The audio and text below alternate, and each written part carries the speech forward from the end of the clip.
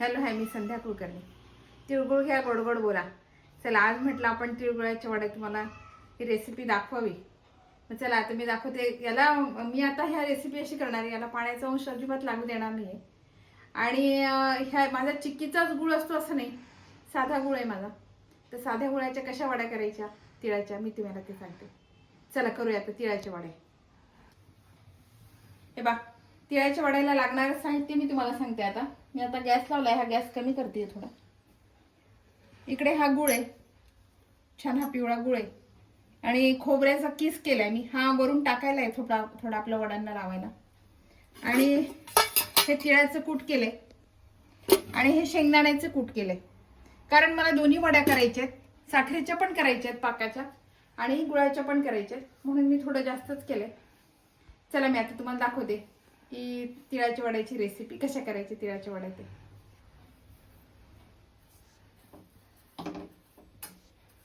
हे बघा, मी आता हा गूळ किसलाय आणि हा कढईमध्ये टाकलाय. याला पाणी बिलकुल नाहीये. आता याला आपोआप पाणी सुटणार आहे. या गुळाला पाणी सुटतंय ना, तोपर्यंत मी एकच काम करणार आहे की मी हे तूप आहे हे लाटण्याला लावून घेणार आहे सगळं तूप. आणि मी हे पोळपाटावर लाटणार नाहीये, मी हे याच्यावर ओट्यावरच लाटणार आहे वड्या. हा म्हणून हे ओट्याला पण तूप लावून मी घेणार आहे सगळं. कारण ह्या पटपट करायच्या असतात, गरम गरमच हे लाटायचे असतात. त्याच्यामुळे मी आता हे ओट्याला पूर्ण तूप लावून घेतलेलं आहे. ओटा मी स्वच्छ करून घेतला होता आणि याला आता हे छान असं तूप लावून घेतलेलं आहे पूर्ण. आणि लाटण्याला पण तूप लावलेलं आहे.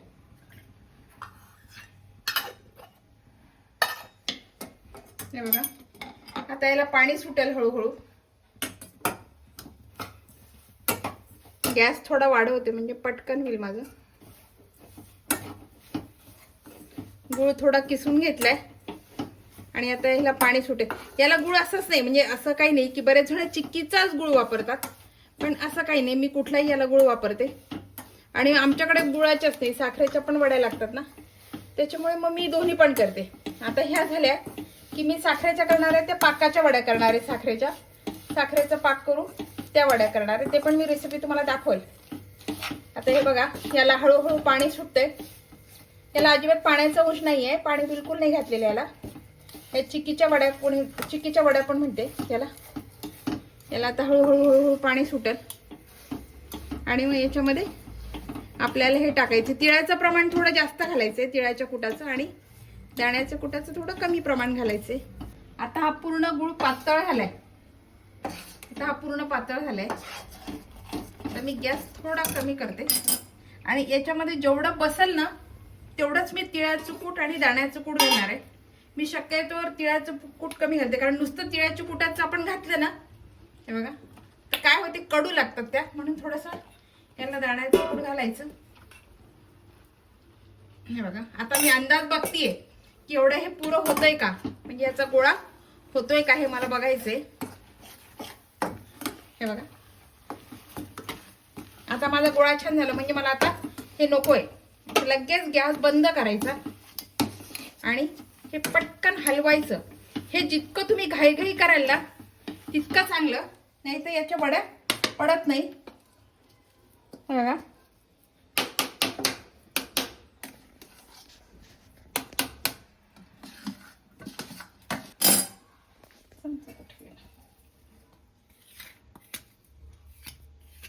हे पटापट करायचं असते, नाही तर काय होते, हे कडक होते आणि याच्या वड्या नाही होत. हे जेवढं गरम कराल ना, हे बघा,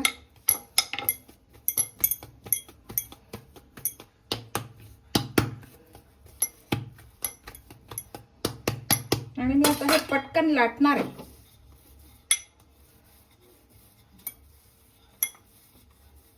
आणि हे थंड झालं ना की लगेच हे कडक होईल. आपल्याला जशी पाहिजे ना अशी याची वडी आपण आता पाडू शकतो. मी याच्यावर लगेच खोबऱ्याचा किस टाकून देणार आहे आणि याच्या ह्या अशा वड्या पाडणार आहे.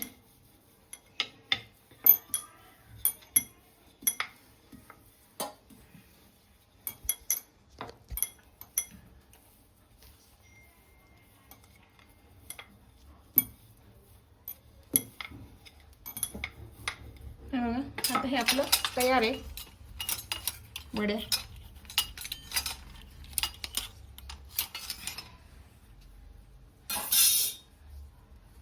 आता लगेच मी पटापटा याच्या वड्या पाडणार आहे. बघा आपल्याला जशा पाहिजे ना, जेवढ्या पाहिजे एवढ्या आकाराच्या आपण याला अशा पटापटा करायचं. हे काम खूप पटपट करायचं असते, कारण काय होते एकदा ते कडक झालं ना की मग त्याची वडी पटकन पडत नाही.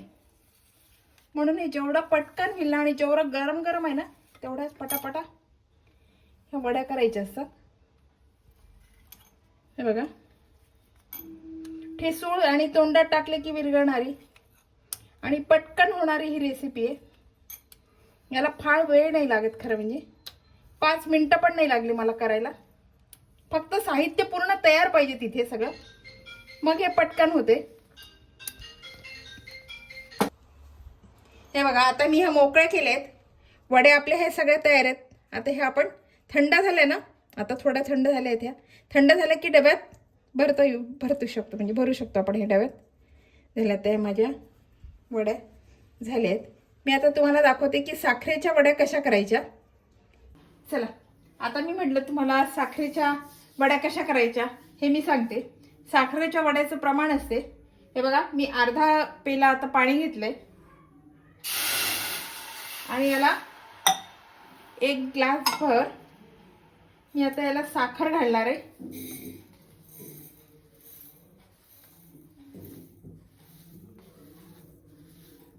हे बघा आता ही 1 ग्लास भर साखर आहे आणि याला अर्धा पेला पाणी घातलंय. हे बघा 1 ग्लास भर साखर आहे आणि आता याचं पाक करणार आहे. आता याचा पाक करणार आहे मी. याचा पाक ना अशाचे जरा गोळीबंद पाक लागतो याला. एकदम गोळीबंद पण नाही, पण थोडासा असा असे 2 तार तुटतील एवढा याला पाक लागतो. म्हणजे याच्या वड्या ना छान आणि ठिसूळ, आपल्या गुळाच्या आपण कशा केल्या अशा छान ठिसूळ वड्या होतात. आमच्याकडे दोन्ही पण लागतात, साखरेच्या पण लागतात आणि गुळाच्या पण लागतात. त्याच्यामुळे मग मी ह्या दोन्ही वड्या आता करणार आहे. गुळाचे तर माझे झाले आहेत, साखरेचे आता मी करतेय. हे बघा आता हा पाक करायला ठेवलाय.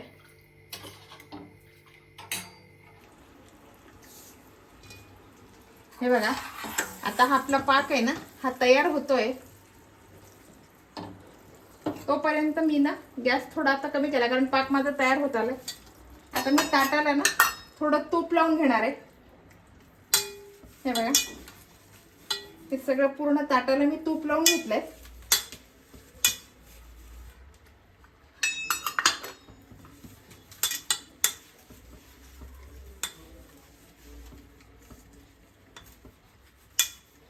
आणि आता हे मी याच्यामध्ये तिळाचं कूट घालणार आहे.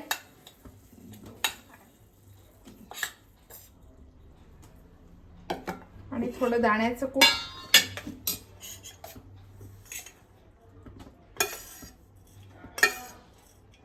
बघा थोडं दाण्याचं कूट घातलंय आणि आता हे थोडं मला अजून ना थोडंसं हे पातळ वाटतंय, म्हणून मी परत थोडंसं तिळाचं कूट घालते.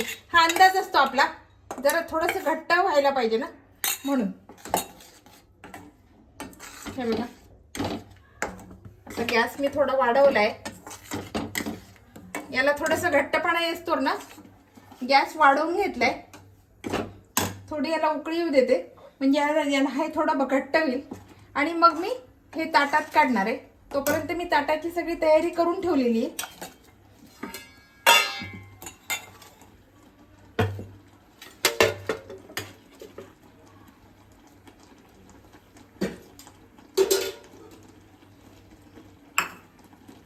हे बघा आता हे छान छान हे घट्ट थोडं झालं ना की मग याच्या वड्या छान पडतील.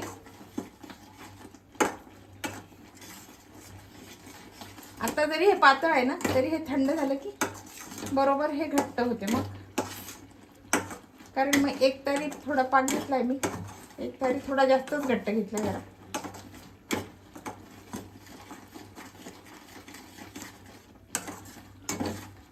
आता हे छान होऊन राहिलं.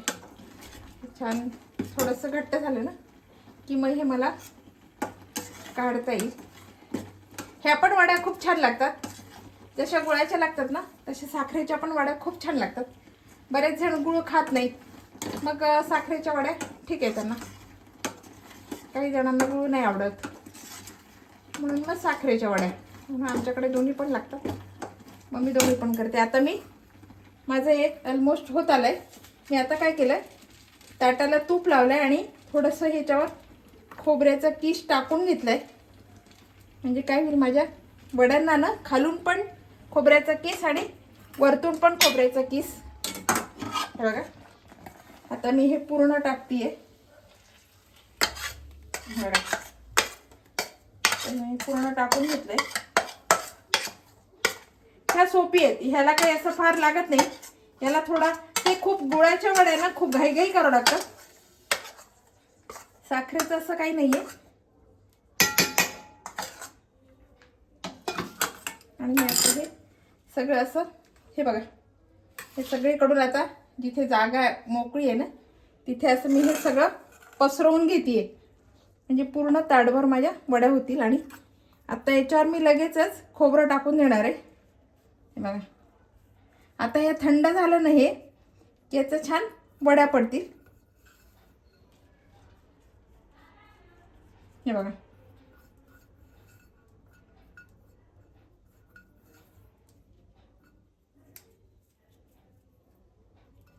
आता थंड झालं की याच्यात छान वडा पडतील.